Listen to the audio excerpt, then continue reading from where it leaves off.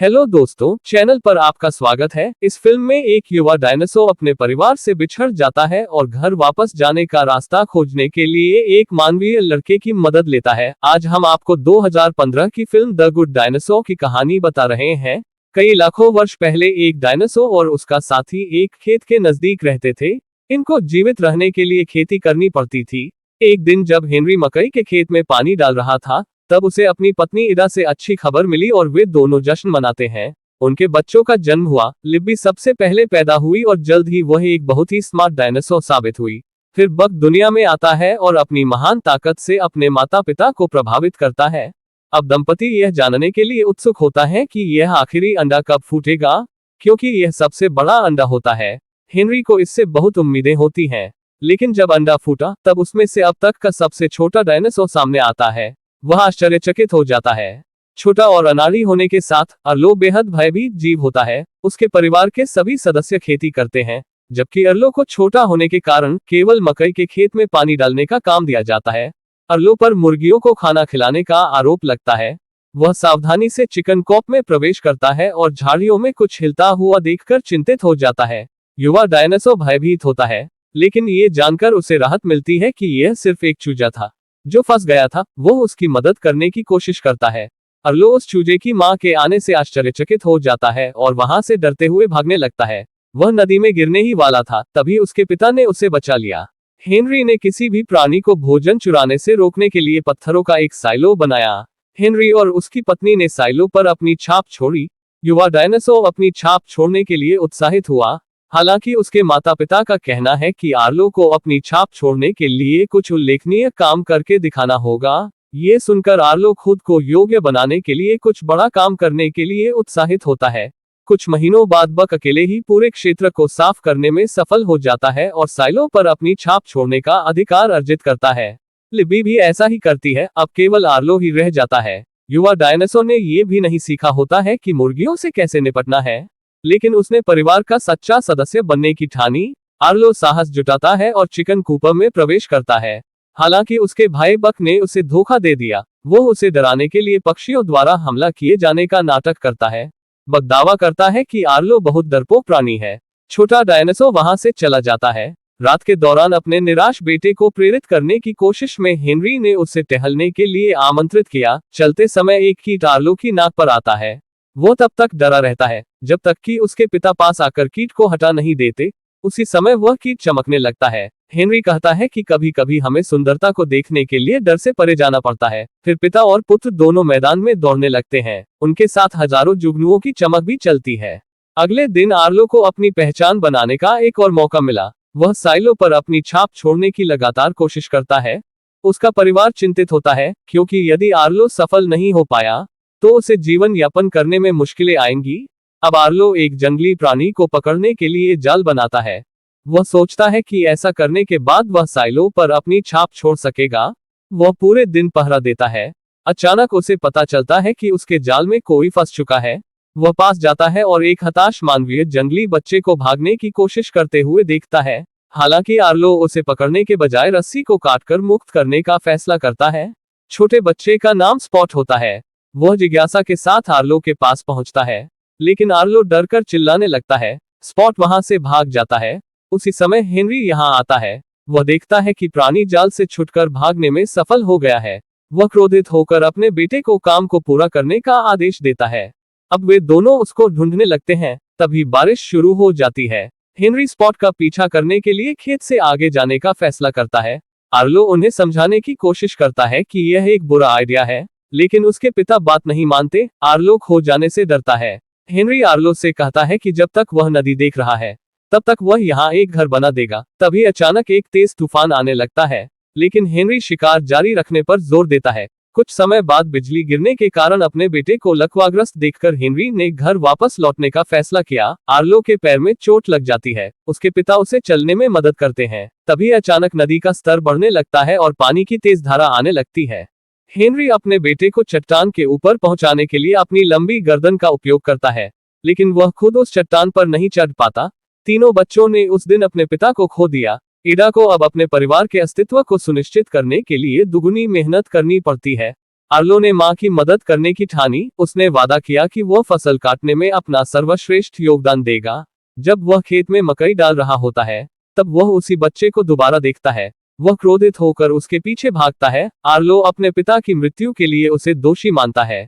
जैसे ही वह स्पॉट को पकड़ने वाला होता है, तभी वे दोनों नदी में गिर जाते हैं। युवा डायनासोर अपनी मां का नाम लेकर चिल्लाता है। धारा में बहते हुए वह एक चट्टान से टकराकर बेहोश हो जाता है। जब उसे होश आता है, तो वह खुद को एक नदी के तट पर पाता है। वह अपने आप को खोया हुआ महसूस करता है और बड़ी कठिनाई से चट्टान पर चढ़ता है। आर्लो जगह का पता लगाने के लिए पहाड़ पर चढ़ जाता है। अब उसकी योजना अपने पिता की कही बातों पर अमल करते हुए अपना घर ढूंढने की उम्मीद में नदी का अनुसरण करना है। रास्ते में आर्लो को भूख लगती है। उसे फलों से भरा एक पेड़ दिखाई देता है, परंतु शाखा बहुत ऊंची होती है, वह उस तक पहुंच नहीं पाता। फिर अचानक आर्लो गिर जाता है और उसका पैर दो बड़े पत्थरों के बीच फंस जाता है। वो खुद को मुक्त करने के लिए पत्थरों को हिलाने की कोशिश करता है, लेकिन पत्थर काफी मजबूत होते हैं। आर्लो वहां से निकलने की बहुत कोशिश करता है। उसकी सारी ऊर्जा खत्म हो जाती है। फिर वह थककर कोशिश करना छोड़ देता है। वह पूरी रात ऐसे ही उस जगह पर बिताता है, लेकिन जब वह सुबह जागता है, तब वह खुद को पत्थरों से मुक्त पाता है। उसे एहसास होता है कि जंगली बच्चे ने उसकी मदद की है। कुछ घंटों तक चलने के बाद आर्लो बारिश के आगमन से आश्चर्यचकित हो जाता है। वह एक छोटा आश्रय स्थापित करने के लिए कुछ शाखाओं का उपयोग करता है। वह सोने जा रहा होता है, लेकिन तभी वह स्पॉट को अपने मुंह में एक छिपकली पकड़े हुए देखता है। स्पॉट चाहता था कि डायनासोर इसे खा जाए, लेकिन तभी वह छिपकली भाग जाती है। फिर कुछ देर बाद स्पॉट एक विशाल कीट को पकड़कर लाता है, लेकिन आर्लो उसे खाने से इनकार कर देता है। अब अंत में वह डायनासोर के लिए कुछ ताजे फल लाता है। आर्लो तुरंत उसे खा जाता है। फिर स्पॉट अपने नए दोस्त को फलों से भरे पेड़ की ओर लेकर जाता है। पहाड़ के दूसरी ओर जाने के लिए स्पॉट डायनासोर के शरीर को पुल के रूप में उपयोग करता है। आर्लो भी रास्ता पार कर लेता है। स्पॉट उसे पेड़ के पास जाने से मना करता है। आर्लो को कुछ समझ नहीं आता। वह उसे नजरअंदाज करके जैसे ही फल खाने वाला होता है, तभी उसके सिर पर एक जहरीला सांप आ जाता है। सांप डायनासोर को डसने ही वाला था, तभी स्पॉट उसका बचाव करता है। इस प्रकरण के बाद दोनों व्हाइट माउंटेन की यात्रा पर निकल पड़ते हैं, जहां आर्लो का परिवार होता है। रास्ते में उन्हें जमीन में कुछ बिल मिलते हैं। स्पॉट अंदर मौजूद छछूंदरों को बाहर निकालने के लिए बिल में फूंक मारना शुरू कर देता है। आर्लो भी उसे देखकर ऐसा करने लगता है, लेकिन उसने इतनी जोर से फूंक मारा जिससे सभी छछूंदर एक ही बार में बिलों से बाहर निकल गए। फिर वे सभी डायनासोर पर हमला करते हैं। दोनों समय रहते वहां से भागने में सफल हो जाते हैं। आर्लो राहत महसूस करता है, लेकिन तभी उनमें से एक छछूंदर उसके पास आकर काट लेता है, जिसके कारण वह पानी में गिर जाता है। अपने दोस्त को डूबता हुआ देखकर स्पॉट झील में कूदकर उसे तैरना सिखाता है। कुछ घंटों बाद उन्हें जमीन पर गिरे हुए फल मिलते हैं, परंतु इसे खाने के बाद दोनों को मतिभ्रम होने लगता है।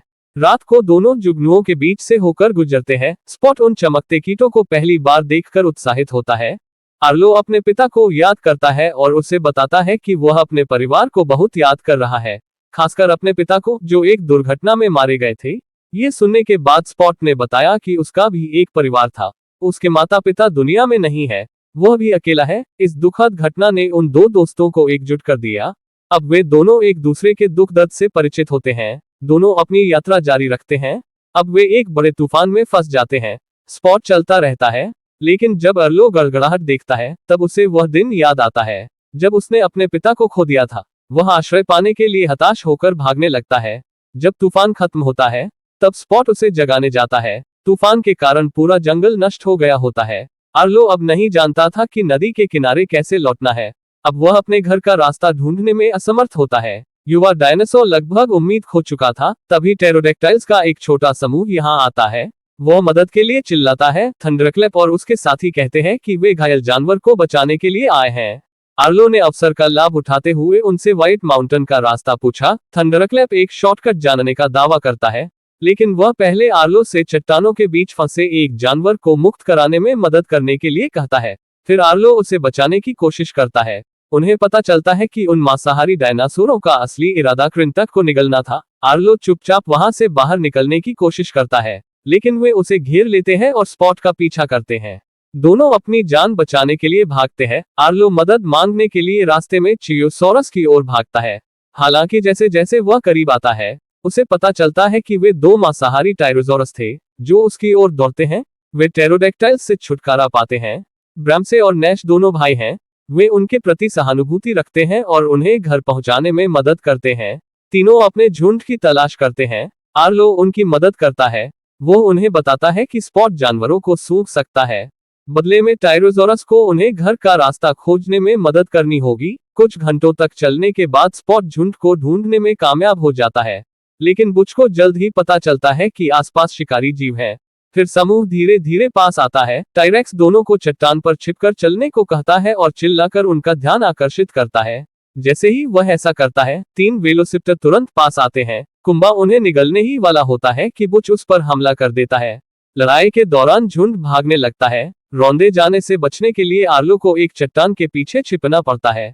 तभी वह देखता है कि ल्यूर और पुर्विस ने बुच को नीचे गिरा दिया है। वह कार्रवाई करने का फैसला करता है। वेलोसियापोस पर हमला करने के बाद स्पॉट की जान को खतरा होता है, लेकिन टायरेक्स अपने दुश्मनों से छुटकारा पा लेता है। अब ये झुंड सुरक्षित स्थान पर जाने लगता है। रात के दौरान समूह आराम करने के लिए रुकते हैं और आग के सामने खुद को गर्म करते हैं। आर्लो उनकी भयावह कहानियों को सुनता है, जिससे तीनों भाइयों ने गुजरा होता है। ये सुनने के बाद स्पॉट उनकी प्रशंसा करता है। बुच बताता है कि हर बार जब उसकी जान को खतरा होता था तो वह डर जाता था। उनके अनुसार डर से छुटकारा पाना असंभव है। जरूरी बात ये जानना है कि इसके साथ जीना कैसे है। अगली सुबह आर्लो व्हाइट माउंटेन को देखने के लिए मवेशियों का मार्गदर्शन करता है। फिर वह उनको अलविदा कहता है और स्पॉट के साथ अपने रास्ते पर निकल पड़ता है। दोनों साथ में एक लंबी यात्रा करते हैं और अपने घर के करीब पहुंच जाते हैं। जब ये जोड़ी व्हाइट माउंटेन के बहुत करीब होती है तब वे एक आवाज सुनते हैं। स्पॉट क्षितिज की ओर देखते हुए उसका उत्तर देता है। उसको अपनी तरह का एक और प्राणी दिखाई देता है। वह उसके पास जाने के लिए प्रलोभित होता है, लेकिन आर्लो उसे वापस खींचता है और कहता है कि उन्हें घर जाने की जरूरत है। चलते समय वे एक नए तूफान में फंस जाते हैं। उन्हें एहसास होता है कि बादलों के ऊपर से कुछ आ रहा है। इससे पहले कि उन्हें पता चलता, वे टेरोडेक्टाइल होते हैं, जिन्होंने कुछ दिन पहले उन्हें निगलने की कोशिश की थी। उनमें से एक स्पॉट को पकड़ने में कामयाब हो जाता है।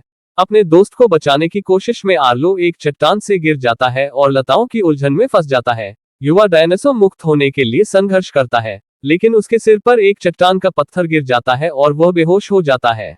जब वह जागता है तो वह अपने सामने अपने मृत पिता हेनरी को देखता है, जो उसे बचाते हुए प्रतीत होते हैं। बेटे को मुक्त करने के बाद हेनरी चलना जारी रखता है। आर्लो उन्हें देखकर बेहद खुश होता है। वे पहाड़ की ओर चल रहे होते हैं। तभी युवा डायनासोर को याद आता है कि स्पॉट को कब्जा कर लिया गया है। वह अपने पिता से कहता है कि उन्हें उसकी मदद करने की जरूरत है, पर वह कितना भी बोले, उसके पिता नहीं सुनते। अब जैसे ही आर्लो जमीन की ओर देखता है, उसे पता चलता है कि उसके पिता जहां भी चल रहे हैं वहां पर चिन्ह नहीं बन रहे हैं। जल्द ही उसे एहसास होता है कि वह यहाँ वास्तव में नहीं है। ये सब सिर्फ एक सपना होता है। आर्लो स्पॉट को बचाने के लिए वापस जाने की कोशिश करता है, क्योंकि उस जंगली बच्चे के पास उसके अलावा और कोई नहीं है। वे पिछले कुछ दिनों तक एक साथ रहे होते हैं। आर्लो को महसूस होता है कि वह बच्चे को पसंद करता है और उसे अपने परिवार का सदस्य मानता है। उसी समय हेनरी अपने बेटे की ओर देखता है और कहता है कि उसे आर्लो पर गर्व है। गायब होने से पहले हेनरी अपने बेटे आर्लो को अपने दिल की बात सुनने और दोस्त को बचाने की सलाह देते हैं। अब आर्लो तुरंत जाग जाता है। वह खुद को मुक्त करने के लिए पूरी ताकत लगा देता है। वह किसी भी कीमत पर स्पॉट को बचाने के लिए दृढ़ संकल्पित होता है। वह दौड़ते हुए उत्तर पाने की उम्मीद में उसे पुकारना शुरू कर देता है।